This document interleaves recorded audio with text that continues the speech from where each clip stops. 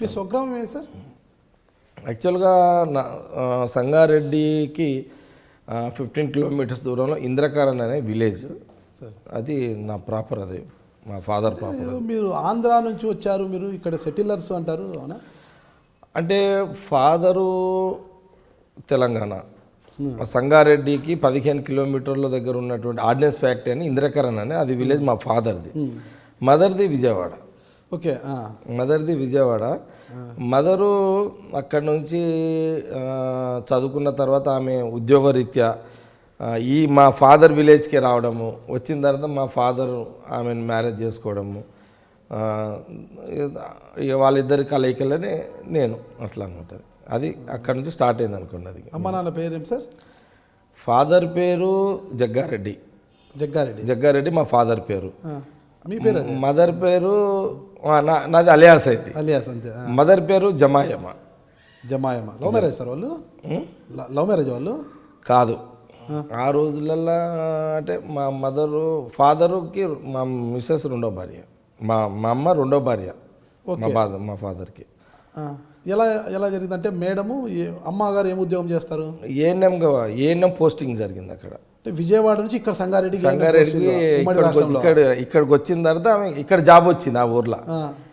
అక్కడికి వచ్చిన తర్వాత మరి సరే ఆయన మ్యారేజ్ ఆ టైంలో ఆయన ఎందుకు చేసుకోవాలనిపించింది, ఎందుకని ఆమె మ్యారేజ్ చేసుకోవడం, ఇక రెండో భార్య కొడుకుగా నేను పుట్టడము. ఒకరే కొడుకు మీరు? నేను ఒక్కనే కొడుకుని. నాన్నగారు అంతా బాగా కలిసిమెలిసి ఉండేవారు అంతా కూడా?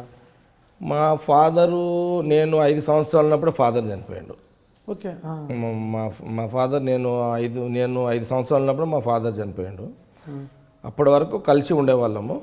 మా ఫాదర్ ఎప్పుడైతే చనిపోయాడో అప్పుడు ఇద్దరు భార్యలు కాబట్టి న్యాచురల్గా అది వ్యవస్థల కుదరదు కాబట్టి ఇప్పుడు పరిస్థితుల్లో అనుకూలించగా మా మదరు షిఫ్ట్ అయిపోయింది అక్కడ నుంచి.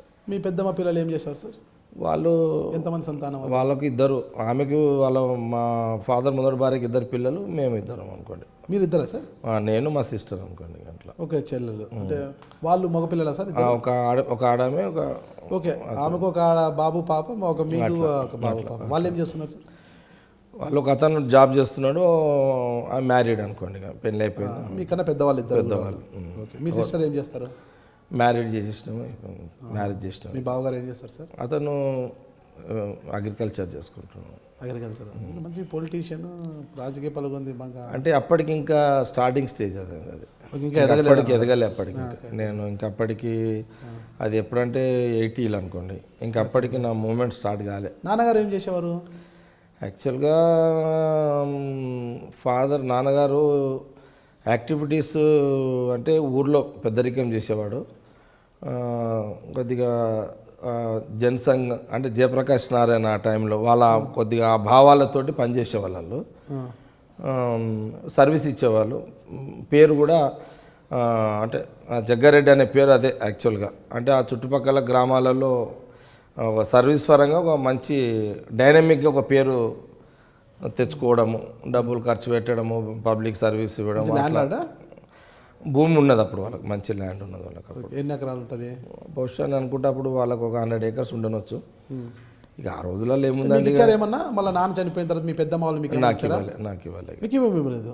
మళ్ళీ మీ కుటుంబ జీవనం ఎట్లా? మా మదర్ జాబ్ కాబట్టి మదర్ జాబ్ మీదనే బతికినాం అందరం. ఎంత జాబ్ అయినా కూడా చిన్న జీవితం ఇక అంతే, ఇక చిన్న జీవితం. ఆ రోజులలో అంటే నా ఉన్న కాడ ఆ రోజులలో జీతాలు అంటే కూడా 6 months 8 monthsకి వచ్చేటి ఆ రోజులలో కూడా. అప్పుడు శాలరీస్ కూడా మంత్లీకి వచ్చేటి కావు. ఇక అది కష్టమైన జీవితమే గడిపినాం. నాన్నగారు చనిపోయిన తర్వాత మీరు సంగారెడ్డిలోనే ఉన్నారా, విజయవాడ వెళ్ళిపోయారా? సంగారెడ్డి. ఇక మేము సంగారెడ్డి షిఫ్ట్ అయిపోయినాం. అమ్మగారు కూడా షిఫ్ట్ అయిపోయారు. ఇంకా మా ఫాదర్ ఫ్రెండ్స్ అందరూ మా మదర్ని రిసీవ్ చేసుకుంటే మా ఫాదర్ ఫ్రెండ్స్ అందరికీ మా మదర్ గురించి తెలుసు. ఇక వాళ్ళందరూ అక్కడ నుంచి వచ్చిన తర్వాత వాళ్ళు వేరు చేసిన తర్వాత వీళ్ళు ఫ్రెండ్స్ అందరు ఇక్కడ సంగారెడ్డిలోనే ఒక ఇల్లు చూసి వాళ్ళే అక్కడ మమ్మల్ని పెట్టి అక్కడ నుంచి మా మదర్కి చూసుకుంటూ పోయింది. పెద్దలు ఏం చెప్పలేదా ఆమెకు కూడా హక్కు ఉంది కదా, ఆమెను కూడా చేసుకున్నాడు పెళ్ళి, ఆస్తులు ఇవ్వాలి అని ఏం చెప్పలేదు? ఆ రోజులల్లో అది కష్టం. ఆ రోజుల్లో ఎవరు చెప్తే ఎవరు వినేటోళ్ళు కూడా కాదు.